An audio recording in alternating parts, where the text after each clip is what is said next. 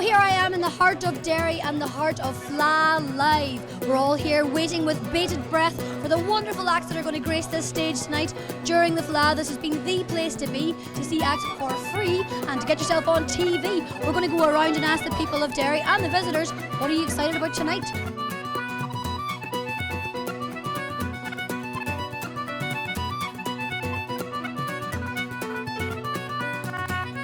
First Fleadh in Derry, what do you think? Brilliant. My missus was here last night and my son was here, and in his words, loving it, loving it, loving it. We walked at home the last couple of nights I've been working here. I've watched the crew set up, I've watched you do all your preparations, professional, fantastic. The amount of different accents I'm hearing, the amount of different nationalities, the amount of people, 90% of people that I've never met them before. You get the usual locals, there's electricity about the place, there's a buzz, brilliant. What's been your highlight of the FleadhLive broadcasts?